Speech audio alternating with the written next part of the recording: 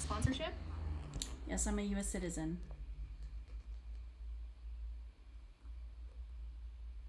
Got it. For letting me know. Jen, what are your W 2 hourly rate and salary expectations? I'm open to any salary commensurate with my experience.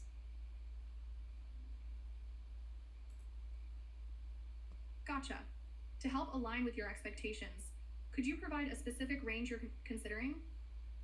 I'm open between 30 to 60 an hour.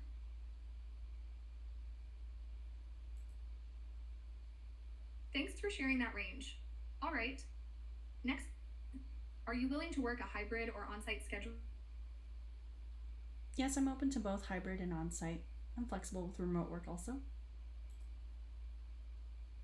Got it. I appreciate your flexibility. Moving on, can you describe your experience with CRM systems and lifecycle projects? I've been a CRM administrator for over 10 years, and I consider myself an advanced user, helping both companies in enterprise software platforms and also small business platforms, managing users, updating user access privileges, company assets, digital transformation, and also working extensively on systems integration projects, as well as campaign journeys and optimizing the life cycle journey within marketing. Wow, sounds like you've got some solid experience there. Could you elaborate a bit more on specific campaigns or life projects you managed? Maybe an example of especially impactful week.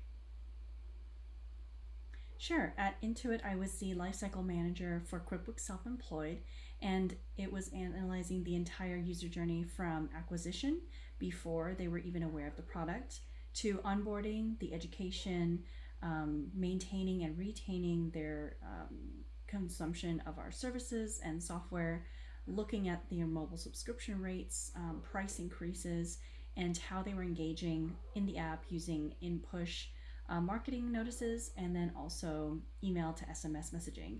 And then other campaigns I manage included how to win back the customers if they were not interested in joining. And that was by the millions of dollars, simply because the database was over 4 million just for self employed small business owners. And then I also had access to the TurboTax ecosystem of leads. So that was another 4 to 10 million records. And with a subscription of $35 a month, there's the math there. That's impressive work. Such a massive database, being through all those life cycles is no small feat. Dive a little more into the strategies or tools you use about campaigns. I'm curious about how you tailored those efforts to re-engage customers. The tools I used specifically were Eloqua because Intuit was primarily an Oracle company, Oracle customer. I was also using Marketo and Adobe in larger companies, as well as Braze. So I have a good variety of experience using different tools. Now, HubSpot is the more recent tool, but that's more popular among small business. So for me, I'm platform agnostic, but for me, it's more so important about how is the MarTech stack organized and what specific kinds of campaign operations exist in place. So the specific question you asked about being able to tailor these efforts to engage, that would be the win back or the buyback customers, the abandonment campaigns. If a customer had visited a site, possibly to purchase a subscription, and then we had noted perhaps with a cookie, they had landed on a page on mobile, and then they had also landed on a page on desktop, and we were still able to identify that same user by either their ID, their IP address, anything of the sort. We were able to do a lot of retargeting with Google and also email remarketing. So if I could detect email logins or returning app visits from the same IP address, I was able to resend them some slowly coming back to us kind of messaging. Got it. Thanks for breaking that down. It sounds like you've got a really versatile background with different platforms and an eye for optimizing targeting strategies. Let's dive deeper into this. How familiar are you with Klaviyo and Attentive platforms? And can you provide examples of how you've used them? Yeah, I've used several other CDPs. I have not used Klaviyo so much, more so for the campaigns and the marketing of the entire funnel at a broad level. So, in general, learning how to identify intent. That would be with a platform called Sixth Sense. And initially, because I was the systems administrator, I would be loading up all the customer data points possible. That's both demographic, firmographic, and also any other social media profiles I could find. Helping developers load that into the system, and then as the marketing operations admin, working with marketers themselves to determine what is their data set, how many different journeys we are looking at, and how many different segments within either acquisition or retention that we want to build as a customer profile. So I would consider myself as a data analyst, very seasoned in the certain attributes you're looking at and whether you report on them, whether single touch, multi-touch, variable, one that's not time-based. It's a propensity model. There's a lot of different ways to look at data. So for me, it doesn't depend so much on the platform, but what data is available per customer. Got it. So while Klaviyo isn't something you've used deeply, it's clear you've got extensive experience with CDPs, data analysis, and structuring customer journeys. That's super valuable. Now, how about Attentive? Have you had any hands-on experience with that platform, specifically for SMS campaigns? No, I was using primarily Braze and Oracle Eloqua to send campaigns that are coming from email to push to web. Gotcha. So if it isn't in your toolkit, it sounds like you've experience with SMS and cross-channel campaigns using Braze and Oracle Eloqua. All right, let's move along. Can you explain your approach to deduplicating subscriber lists across multiple platforms? Absolutely. I've been doing this for over 10 years, specifically as a marketing analyst, where I am exporting a large list of, let's say, 1 million records. And I'm trying to find the best ways to reduce the 10 to 20 versions of this one contact record in this list. And that means finding different pivots. So that's either an Excel, looking at a large pivot table, or I'm running multiple custom reports in Salesforce to figure out, do I start at the company level? Are there any similarities in either campaign membership or any other potential opportunities? Perhaps this person was a lead from another company or referred by a partner. Do I start kind of deduplicating those records at the partnership level and then deduce down to the core contact level records? So with all my years of experience in Salesforce and deduplicating records, maintaining database hygiene, trying to understand the parent versus child relationship, the hierarchy between the company at the headquarters level and then the satellite level, I consider myself very versed in this, and that's from my experience both in ABM and also regular B2B or B2C lead generation. Wow, you've really honed a structured and thorough process for deduplication. Sounds like you're not just cleaning up data, but optimizing its structure for broader use cases too. That's impressive. Now, let me ask, what strategies would you use to align preference centers for email and SMS compliance? Thank you for asking. I personally love the work of data privacy and preference centers. I have built a preference center for Visa this year recently for their B2B business called CyberSource, and also having to note which of their child companies do have mobile data, because we know a lot of people are checking and researching Visa products on mobile.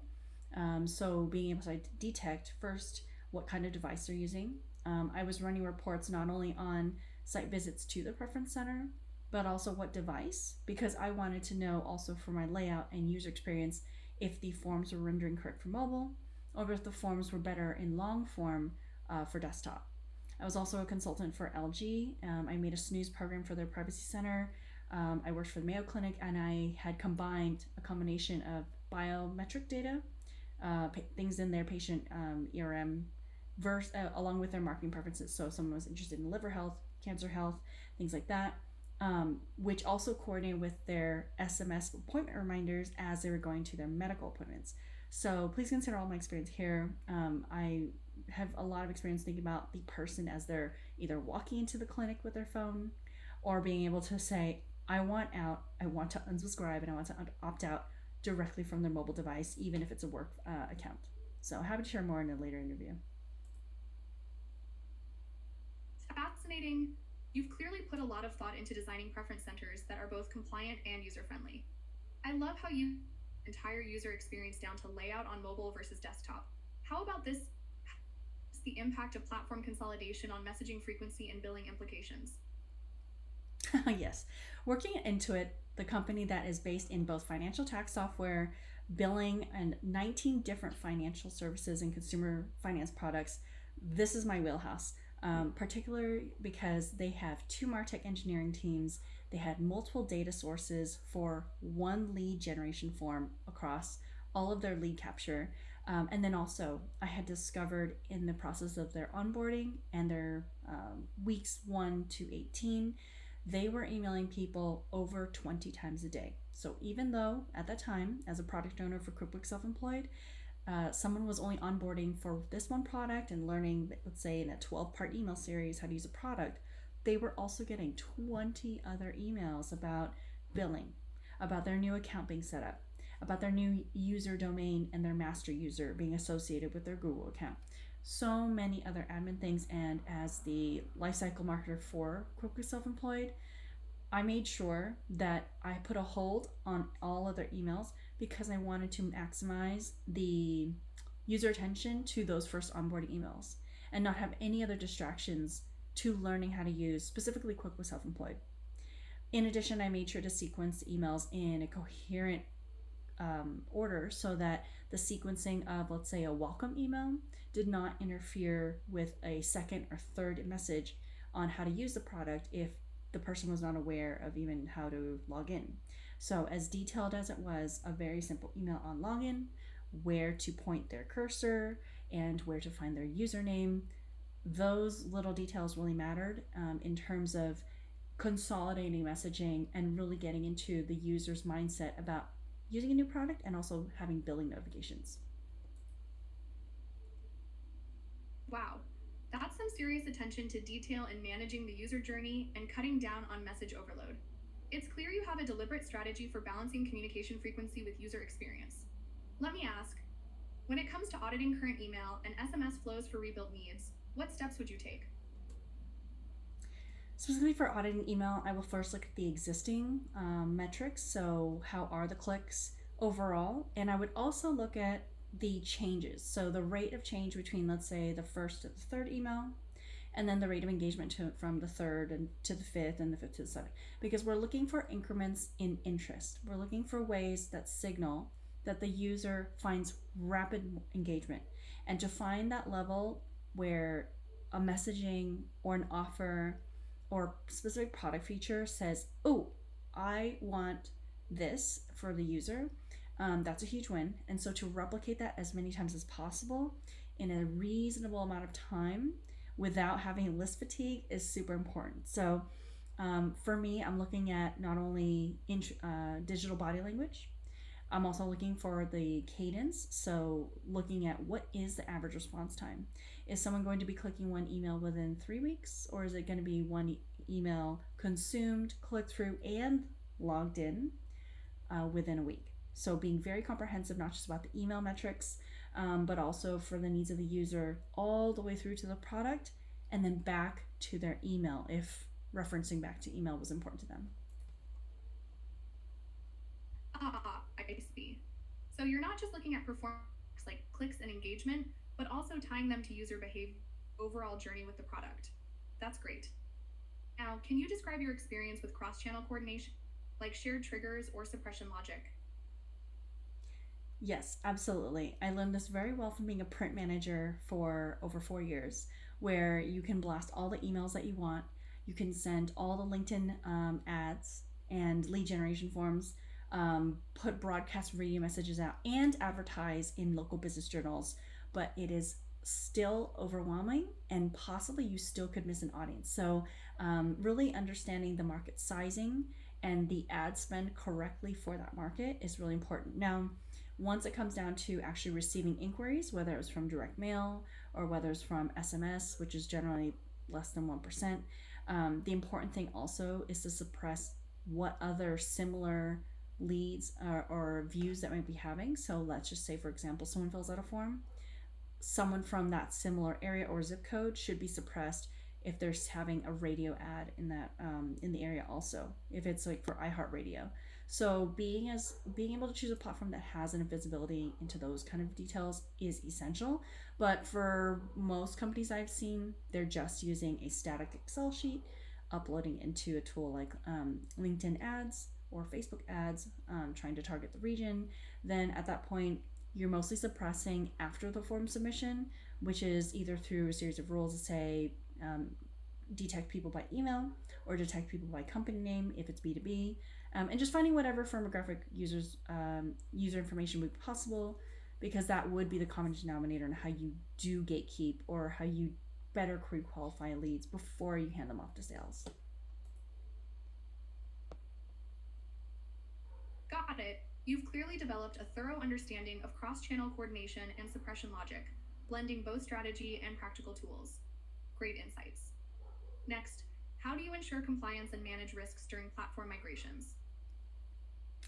I have worked on over 3 different platform migrations from Salesforce Enterprise to different instance, Marketo, to different departments, and also Eloqua as a system integration for Salesforce. So, in the process of this, it first requires always having a strong relationship with IT and also making sure what are their requirements. In this last company I worked at as an agency consultant, the company was very strict on having identity access management, so using Okta. And Okta was having a lot of different requirements and also the rate of bulk upload. So let's just say there were 3,000 users trying to access the site at once. Um, the client company had to be able to support 3,000 inquiries at minimum within an hour. So having specific system and server and IP and network address requirements is really key. But also after that, it's what other security protocols are in place. So that would be like server security. If most of the users are going to be Microsoft users, how well can people get past spam blockers? And then not to mention, there's a lot more. I've been hacked by Russian bots on my forms, so having a CAPTCHA or some other secondary uh, identity to verify the person's like ID or their email address, sending a 6-digit PIN code to their email address that's randomly generated. I think those are ways to increase the security given the amount of data hacks that either I've seen or the companies that I've worked in have experienced just by leads or robots submitting forms uh, like spam. So happy to show more there. Ah, that's fantastic. You've clearly taken a approach to ensuring both compliance and robust risk management during migration, from working with IT to implementing security. All right, forward. What's your approach to identifying and addressing gaps in lifecycle flows? For me, and I think many people I've worked with, I'm very visual. And it takes sometimes putting out post its on a wall, like design thinking, and also being very collaborative to say, let's have a meeting, let's get in a room, and just openly talk about what should a user experience, what should a person feel like. And even during these very vernacular conversations, putting post-it notes on the wall or writing things on the whiteboard, we do find gaps that are missing. Like I mentioned earlier, there was a missing email for someone on how to log in because it wasn't clear whether they were supposed to use a social login or confirm their email address after sign up. So those very critical things that get missed in even the first 3 weeks of onboarding a user onto a new mobile product is really key. And I think that's the same approach I've used in many other companies, whether I've been a marketing ops lead to say, okay, how does someone sign up for a webinar? And that turns out the person doesn't even see their own company name in the webinar, or if this person's a sponsor for a conference. I found that the flow of a sponsor, they don't even see their logo appropriately until like 2 weeks before the conference, and they've paid thousands of dollars. So I think it also requires not only being very visual with your assets and the kind of journey you're creating, but also to put up the assets in sequence, even the interstitial pages, even the logos, even the URLs that the person's migrating to. Is a microsite the same as when they end up on the final sign-in page? Is there a shift in the brand experience? So being as detailed as possible in this conversation, but as best as you can, idolize and try to identify what the user would see as the end experience is ideal. That's a thoughtful and user centered approach. It sounds like you focus heavily on collaboration and attention to detail to ensure the entire lifecycle flow feels seamless and intuitive for the user. All right, now let's talk about dependencies. How do you manage dependencies, such as amperity feeds, in lifecycle marketing projects? I realize that nowadays everything is very much online based, and sometimes when you have one primary system, like let's say a CRM, but you have 20 different apps and integrations plugged into this form or pre qualifying a lead before it enters the system, there's naturally going to be a lag. And so for me, I would have set up a daily feed, and that daily feed would show all of the different apps that were running and if there were errors in each. And the reason why I do that is because I need to show that if there's an incoming record or incoming inquiry, incoming potential lead, that record has certain dependencies after being qualified from, let's say, lean data or visible or coming in through a chili piper lead form, or if it's a sixth sense that their intent has been flagged while they're being processed as a new record in Salesforce. So knowing also the MarTech structure and all the different sequences of apps that run when a lead is submitting their information on a form is really key, because most of the time, if you can understand the tech stack, what other security protocols it goes through, and also what apps are tied together. So it could be that a lead is registering for a webinar, but they end up getting sent through three other, let's say they get sent through Bright Verify to verify the email. And then after that, they get sent to 2, 3 more. Those dependencies are super important. Now, if we're talking about dependencies between leads and records, like let's say a lead is submitting a form, a person is interested in a product, but then they have to be pre-qualified by sales. So there may be other dependencies there in terms of company. Are they qualified for that product? Do they meet all the criteria for being more middle funnel or top of funnel? That's another dependency before they're considered, let's say, a qualified lead. So whatever those definitions are of both the sales stages and also what exists in the tech stack for systems integrations is really important for me to consider. Got it. So your approach is very systematic. You're tracking potential lags or errors, but also keeping a close eye on dependencies within the that level of monitoring and understanding is critical. Everything runs smoothly. All right, we're nearing here. Do you have any questions for me? What would this person accomplish in their first 3 months?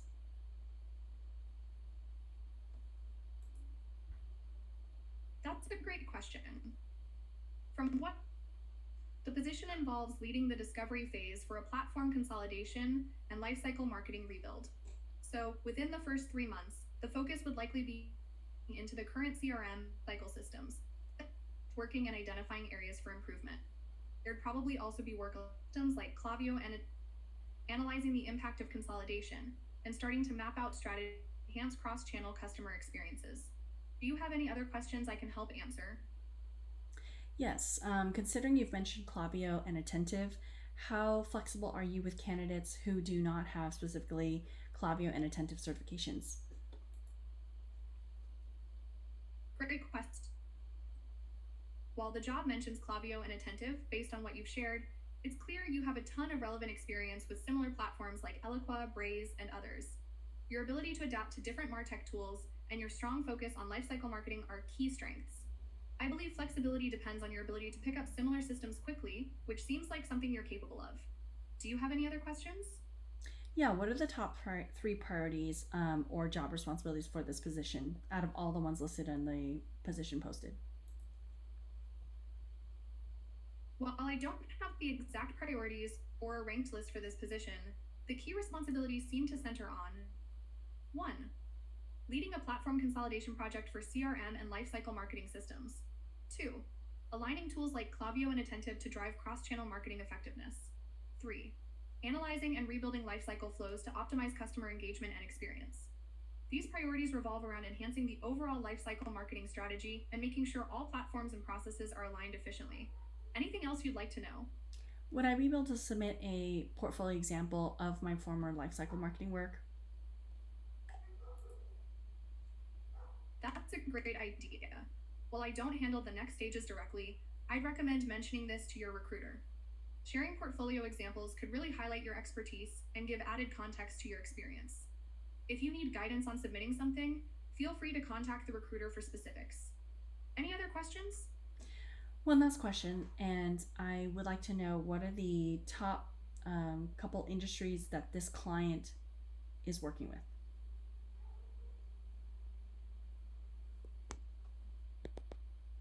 Actually, not provided specific details about the industries the client works with, but I do know they're a leading outdoor apparel brand. That's the main focus for this role, so your work would revolve around lifecycle marketing in the outdoor and apparel space. Do you have any other questions I can help with? Would I be able to share more information after this AI interview? Absolutely. After this interview, an onward search recruiter will review your along with your application.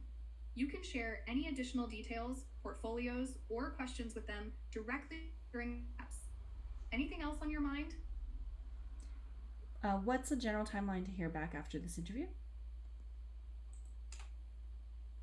That's a great question. While I don't have the exact timeline, once your interview is reviewed, an onward search recruiter will follow up with you regarding the next steps. This typically happens as soon as they've had to evaluate your responses and match them to the role. If you don't hear back within a week or so, you can always reach out to your recruiter for an update. Any other questions? No, I'd just like to add one more comment is before I began my work in corporate marketing, I had worked in e-commerce, so I was exposed to a lot of outdoor brands, camping, e-commerce, outdoor outdoor fishing, and things like that. So I'd love the opportunity to share that in a later interview. Otherwise, nothing else for me. Thank you. Ah, that's awesome. Your commerce and outdoor related experience could definitely be super relevant for this role given the client's focus. Thanks for sharing that additional detail. Well, if you're all set, I think we're good to wrap up. Thanks so much for your time and thoughtful responses. An onward search recruiter will review your interview and full profile shortly. We're excited about the possibility of working together. Job, and talk to you soon.